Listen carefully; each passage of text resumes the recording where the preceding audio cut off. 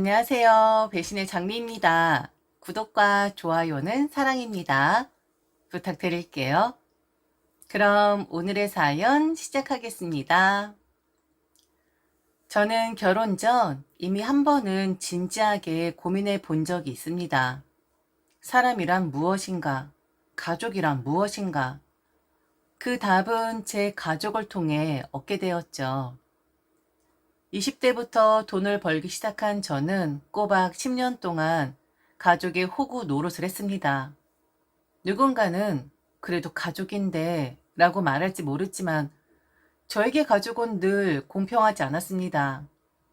아직도 제 마음 한구석에 상처처럼 남아있는 장면이 있어요. 언니와 남동생에게는 새 컴퓨터를 사주면서 제가 저도 필요하다고 했을 때 부모님의 표정이 어땠는지 아시나요? 네가 뭔데 컴퓨터가 필요하냐? 마치 저를 하찮은 존재로 바라보는 듯한 그 눈빛. 얼굴이 화끈거릴 만큼 당황스럽고 무엇보다 창피했습니다. 맞습니다. 부모가 자식에게 꼭 컴퓨터를 사줘야 하는 건 아니에요. 하지만 사랑을 줄 때는 공평해야 하는 거 아닌가요? 그 작은 순간이 저에게는 평생 지워지지 않을 큰 상처가 되어 버렸습니다. 그 후로 저는 돈을 벌면 벌수록 가족을 위해 내어주었고 결국 제 몫은 남지 않았습니다. 그런데 제가 더는 호구 노릇을 못하겠다고 선언했을 때 부모님이 하신 말씀이 뭔지 아십니까? 앞으로 부모 얼굴 볼 생각하지 마라. 너한테 이제 부모 없는 거다. 우리가 죽어도 오지 마라. 그냥 혼자서 슬퍼하고 후회해라. 그 순간 저는 속으로 이렇게 중얼거렸습니다. 그게 뭐라고? 부모라 해서 무조건 짠하게 여겨야 하는 건 아니잖아. 부모가 자식을 그렇게 대하듯 자식도 부모에게 무조건적인 사랑을 줘야 할 이유는 없어. 어차피 각자 살다가 각자 죽는 건데 난 후회하지 않아. 그리고 실제로도 후회하지 않았습니다. 오히려 그 선택 덕분에 진짜 제 인생을 되찾을 수 있었으니까요. 그리고 그 길에서 만난 사람이 있습니다. 남이었지만 이제는 제 님이 된 제가 세상에서 가장 사랑하는 제 남편입니다. 오늘은 그 남편과의 결혼 생활 이야기를 해보려 합니다. 혹시 이 글을 들으시는 분 중 누군간 아무리 그래도 부모를 그렇게 생각하다니 너무한 거 아니야? 라고 생각할지도 모르겠습니다. 하지만 저는 이렇게 말씀드리고 싶어요.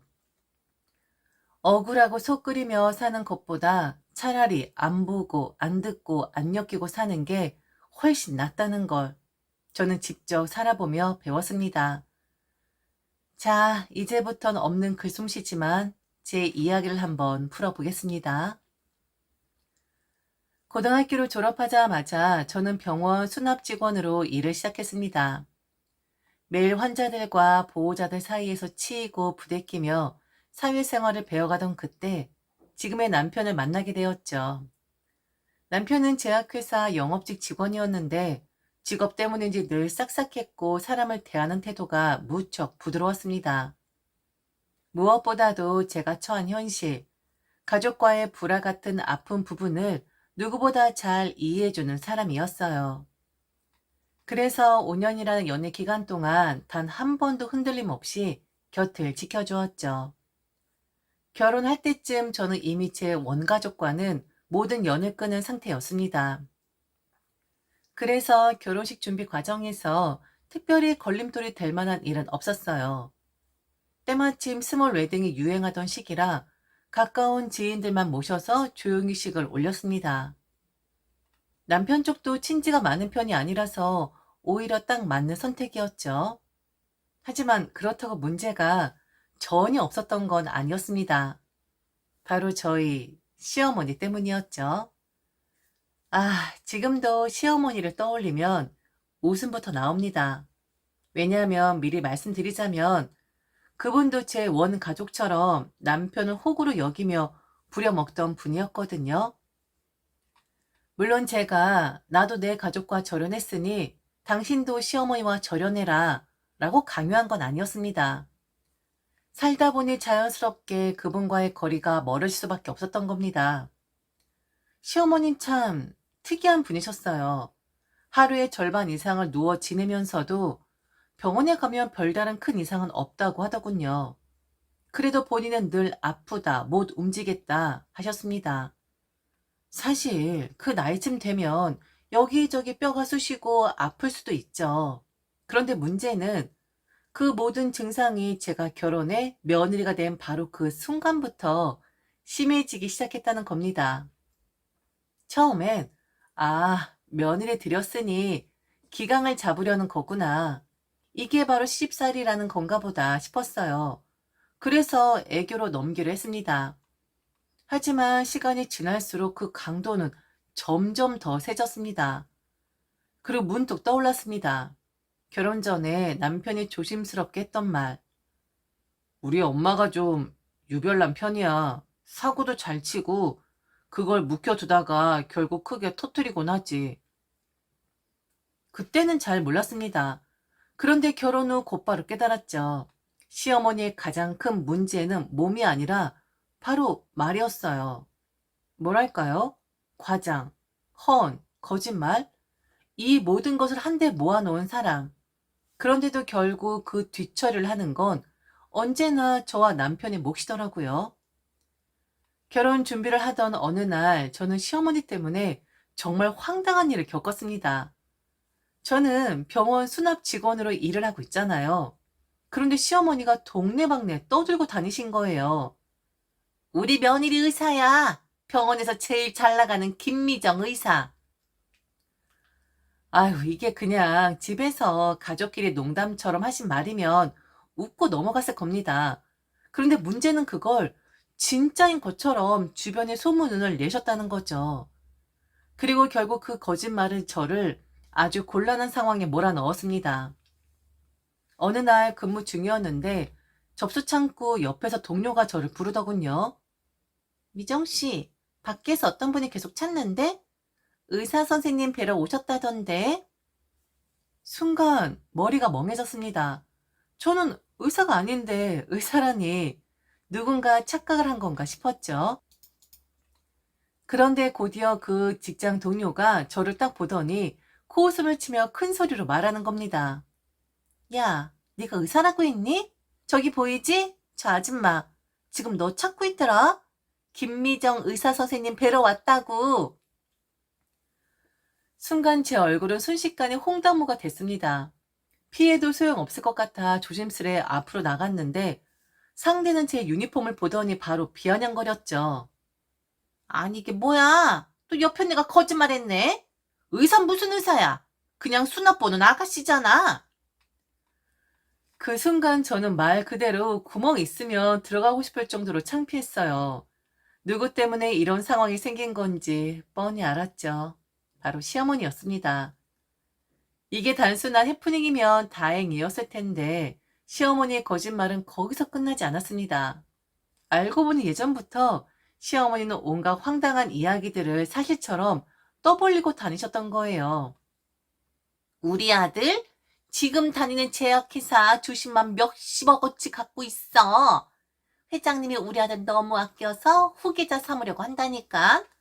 내가 그 회장님이랑도 잘 알아. 옛날부터 가깝게 지냈지. 듣고 있으면 그냥 드라마 속 재벌가 이야기였죠. 문제는 그게 현실이라고 떠든 바람에 그 소문이 여기저기 퍼져서 결국 남편까지 곤란해지는 경우가 많았다는 겁니다. 저는 그 의사 사칭 사건이 너무 어이가 없어서 결국 남편에게 말했죠. 자기야, 나 오늘 진짜 창피한 일 당했어. 어머님이 내가 의사라고 소문내셔서 어머니 친구분이 나 찾아와서 망신당했어. 그러자 남편은 고개를 푹 떨구더니 한숨을 쉬더군요. 나도 알아. 나도 예전에 나 완전 초년생일 때 엄마가 그런 거짓말해서 진짜 힘들었어. 엄마 왜 꼭 그런 소리를 해서 사람을 곤란하게 만드는지 모르겠어. 미정아, 진짜 미안하다. 남편 표정은 너무 지쳐 보였고 저는 그제야 알았습니다. 아, 이게 단순한 허세가 아니라 습관이자 병 같은 거짓말이라는 걸요. 그리고 예단과 혼수 문제도 있었습니다. 저희 부부는 처음부터 모든 걸 간소화하기로 합의했어요. 스몰 웨딩을 하기로 한 이상 불필요한 예단이나 과한 혼수는 하지 않기로 한 거죠. 그게 당연하다 생각했습니다. 그런데 문제는 시어머니였죠. 시어머니는 노골적으로 불만을 드러내셨습니다. 내가 이미 명품백이랑 모피코트 다 받았단 말이야. 그거 하나도 못 해온다고? 벌써 친구들한테는 받는다고 다 말했는데? 내 체면은 어쩔 거야? 기가 막혔습니다. 결혼하는 건 저와 남편인데 왜 시어머니 체면까지 챙겨야 하는 걸까요? 다행히 남편이 바로 나섰습니다. 엄마, 그건 안 돼요. 결혼은 제가 미정이랑 둘이 하는 거지. 엄마가 하는 게 아니잖아요. 그럼 엄마는 미정이한테 뭘 해줄 건데요? 가는 게 있으면 오는 게 있어야 하는데, 엄만 그럴 능력도 없으시잖아요. 남편의 단호한 말에 시어머니는 순간 아무 말도 못하고 입술만 바르르 떨더니 결국 화살을 제 쪽으로 돌렸습니다. 며칠 뒤 저를 따로 불러내시더군요. 미정아, 그래. 내가 명품백도 모피코트도 다 포기할게. 그냥 300만 줘. 현금으로.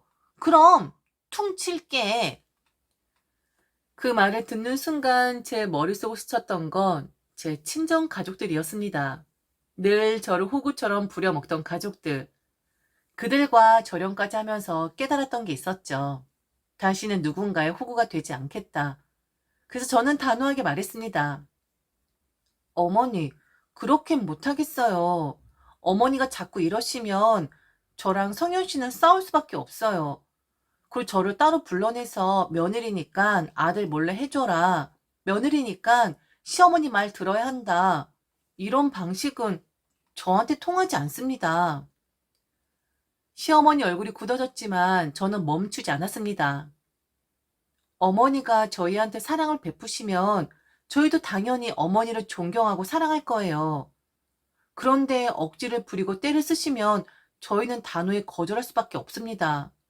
좋은 며느리는 못 될지 몰라도 기분 상하게 하는 며느리는 되고 싶지 않아요. 그러니 제발 저를 도와주실 수 있을까요? 순간 시어머니는 제 말을 전혀 이해하지 못한 듯 멍한 표정을 짓고만 계셨습니다. 그때 저는 깨달았어요.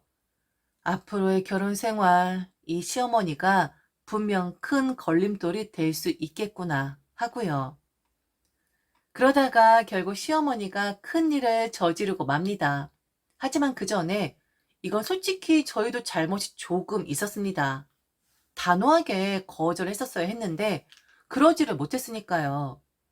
사실 저희는 결혼을 하자마자 바로 신혼집으로 들어가지 못했어요. 대신 시어머니 댁에서 한 달 정도 지내야 했습니다. 왜 그런가 하면 지금 생각해도 기가 막힌데 그 이유가 바로 시어머니의 유일한 동생, 그러니까 삼촌의 아들 때문이었습니다. 남편에게 형벌 되는 그분이 이혼을 하고 빈몸으로 쫓겨나셨던 거예요. 저희는 이미 결혼 훨씬 전에 신혼집을 구해놓은 상태였습니다.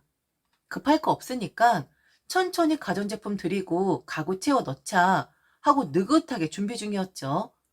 그런데 갑자기 그 형님이 갈 데가 없다며 잠시만 저희 집에 들어가 있으면 안 되겠냐고 부탁을 해온 겁니다. 삼촌과 시어머니까지 나서서 정말 잠깐만 너희 짐 드리기 전에 나갈 거다 라고 장담했죠. 저희도 사람 마음이라는 게 처지가 딱하니 거절을 못했습니다. 그런데 웬걸요? 결혼식이 끝나고 저희가 부부가 된 후에도 한 달을 꼬박 그 집에서 버티고 계신 겁니다. 결국 저희는 결혼하고도 신혼집에 못 들어가고 시어머니 댁에서 신혼 첫 달을 지내야 했죠. 이게 뭐 신혼인지 그냥 하숙인지 알 수가 없었죠. 물론 한 달 뒤 형님이 짐을 빼주긴 했습니다. 그 순간만큼은 솔직히 그래도 나가주셔서 고맙다 라는 생각이 들었죠. 하지만 그동안 받았던 스트레스는 이루 말할 수 없었습니다. 그렇게 형님이 나가고 난 뒤 그제야 저희는 차근차근 신혼집을 꾸리기 시작했습니다. 시어머니 댁에 머무는 동안 하나하나 주문해뒀던 가전제품들이 제자리를 찾고 거실이며 부엌이 점점 채워지는 걸 보니 마음이 벅차더라고요. 그리고 드디어 딱 한 달 만에 저희 신혼집에 입주했습니다. 짐 정리를 끝내고 둘만의 공간에 앉아 있으니 그제야 실감이 났습니다. 아, 우리가 진짜 부부가 되었구나. 그때 비로소 숨이 트이고 가슴이 따뜻해졌습니다. 그동안 쌓인 스트레스가 싹 가시는 순간이었죠. 그리고 우리는 마침내 마음 편히 신혼여행을 떠날 수 있었습니다. 이제야 진짜 시작이구나. 그렇게 저와 남편의 본격적인 결혼 생활이 시작되었죠. 즐거운 마음 그리고 홀가분한 마음으로 우리는 신혼여행을 떠났습니다. 앞으로 어떤 일이 닥치든 이 순간만큼은 잊지 말자며 서로의 손을 꼭 잡고 말했죠. 허니문 베이비도 생기면 좋겠다. 남편의 농담 같은 말에 저는 웃으며 대답했습니다. 그러면 진짜 완벽한 여행이네. 그렇게 도착한 신혼여행지는 그야말로 천국 같았습니다. 아침에 눈을 뜨면 햇살이 방 안을 가득 채우고 바깥에서는 파도 소리가 은은하게 들려왔죠. 밥을 먹을 때도, 거리를 걸을 때도, 단둘이 있는 순간순간마다 같은 생각이 들었어요. 지금 이 순간이 제발 영원했으면 좋겠다. 내 인생에서 이렇게까지 걱정 없이 웃어본 적이 있었던가. 늘 원가족 문제에 치여 살며 속 끓이고 억울해하던 지난 시간들을 떠올리면 그때만큼은 진짜 꿈을 꾸는 것 같았습니다. 하지만 그 행복은 오래가지 않았죠. 귀국하자마자 우리 집에 들어서는 순간 산산조각 나 버렸으니까요. 사실 예감은 있었습니다. 여자의 감이라는 게 참 묘하게 잘 맞잖아요. 신혼여행 첫날 시어머니께 전화를 드렸을 때였습니다. 그때 시어머니의 첫마디가 이랬어요. 미정아, 나 니네 집 보리차 마시고 탈났다. 너는 냉장고 관리를 어떻게 하길래 보리차가 쉬어? 나 지금 장염 걸렸어. 저는 너무 놀라 말이 나오지 않았습니다. 네? 저희 집 보리차요? 어머니, 저희 집에 다녀가셨어요? 남편도 옆에서 당황하며 물었죠. 엄마, 우리 집에 왜 가셨어요? 비밀번호는 또 어떻게 하셨어요? 그러자 시어머니는 아무렇지 않게 말했습니다. 어떻게 알긴? 삼촌이 알던데? 너희들 비번 안 바꿨잖아. 순간 등골이 서늘해졌습니다. 앞불사, 우리가 왜 그 생각을 못했을까? 그런데 시어머니는 오히려 목소리를 높이셨습니다. 야, 아들, 지금 엄마 탈났다는데? 니네 집 간 게 더 중요한 거야? 그걸 따지는 거야? 하여튼 아들 키워봤자 다 소용없다더니 딴 년만 조언을 시킨다고 하더라니. 딱 그 짝이네. 에휴, 됐다. 뚝 전화를 끊으시는데 귀까지 뜨거워지는 기분이 들었습니다. 전화를 끊고 나니 남편도 저도 한동안 멍하니 있었죠. 왜 오셨을까? 왜 냉장고까지 열어봤을까? 그리고 우리는 왜 집 비밀번호를 바꾸지 않았을까? 불길한 기운이 가슴을 덮쳤지만 그땐 행복한 여행지의 주에 금세 잊어버렸습니다. 설마 별일 있겠어? 우리가 괜히 예민한 걸 수도 있어. 그렇게 스스로를 달래며 여행의 마지막을 즐겼죠. 하지만 귀국 후 신혼집 문을 열고 들어서는 순간 저는 알았습니다. 아, 내 감이 틀리지 않았구나. 그 순간 눈앞에 펼쳐진 광경은 제 심장을 얼어붙게 만들었습니다. 왜냐하면 귀국 후 집 문을 열자마자 저는 숨이 막혔어요. 거실 바닥엔 낯선 발자국 자국이 어지럽게 찍혀 있었고 긁힌 흔적까지 선명했어요. 그런데 진짜 저를 멈춰 세운 건 거실 중앙 벽이었습니다. 우리의 결혼사진 바로 옆에 시어머니 커다란 단독 장수사진이 떡하니 걸려 있었던 겁니다. 남편은 그걸 보자마자 외쳤습니다. 저거 엄마 장수사진인데? 순간 등골이 오싹해졌죠. 그리고 눈을 돌리니 익숙한 것들이 하나둘 눈에 들어왔습니다. 주방에 있어야 할 새 오븐기는 사라지고 그 자리 시댁에서 보던 낡은 전자레인지가 놓여 있었고 남편 아침 챙겨주려고 일부러 산 토스트기는 감쪽같이 사라졌고 공기청정기도 흔적 없이 없어진 상태였죠. 안방에 들어가니 더 기막혔습니다. 우리 둘만을 위해 놓았던 작은 TV가 사라져 있었고 작은 방 문을 여니 그곳엔 낯익은 이불과 낡은 상이 자리를 차지하고 있었습니다. 시댁에서 늘 보던 시어머니가 성경책을 올려놓고 기도하던 그 상과 이불이 그대로 와 있었던 겁니다. 남편은 분노를 참지 못하고 시어머니에게 전화를 걸었습니다. 엄마, 이게 뭐예요? 집에 지금 들어왔는데 왜 엄마 장수 사진을 걸어놨어요? 왜 우리 물건들 가져가셨어요? 그러자 수학이 넘어 시어머니의 목소리는 오히려 더 당당했습니다. 네 삼촌이 나보더니 불쌍하다고 하더라. 애들 집은 이렇게 좋은데 내 가전은 뭐냐고. 그래서 좀 가지고 왔다. 왜? 니들이 안 사주니까 내가 직접 가져온 거야. 이놈의 새끼야. 아까워하지 마라. 그리고 엄마 물건도 넣어줬잖아. 내가 다 가져간 것도 아닌데 뭐가 문제야? 남편은 목소리를 높였습니다. 엄마, 그럼 저 사진은 뭐예요? 왜 엄마 장수 사진은 우리 거실에? 그러자 시어머니는 단호하게 소리쳤죠. 뭐? 내 사진도 걸어놔야지. 어른 사진 걸어놔야 애들이 잘 된다고 하더라. 엄마가 일부러 갖다 놓은 거야. 너 이놈 새끼, 그거 절대 떼지 마. 알았어? 저는 숨이 막혀 아무 말도 할 수 없었습니다. 그런데 시어머니는 여기서 멈추지 않았죠. 그리고 앞으로 용돈은 따박따박 줘야지. 한 달 동안 나랑 같이 살면서 내가 희생한 부분이 얼만데. 그거 보상해야지. 그래도 여행 한번 보내줘라. 그 순간 저는 더 참을 수 없었습니다. 저는 시어머니가 몰래 들여놓은 전자레인지와 장수 사진, 그리고 작은 방에 있던 상과 이불을 들고 그대로 시댁으로 쳐 들어갔습니다. 이건 저희 집 물건이 아니죠. 돌려드릴게요. 그 저희 물건은 당장 내놓으세요. 저는 이 방 저 방을 열며 우리 물건들을 찾기 시작했습니다. 남편은 말리지도 못하고 그저 제 뒤를 졸졸 따라다니며 멍하니 바라보기만 했죠. 그때 시어머니가 다급하게 제 앞을 막아섰습니다. 야, 너 지금 뭐 하는 거야? 저는 멈추지 않고 계속 정리했어요. 그러자 평소에는 어깨가 아프네, 다리가 쑤시네 하시던 분이 갑자기 손에 들고 있던 효자손을 번쩍 들어 올리더니 쾅! 제 정수리를 그대로 내리쳤습니다. 악!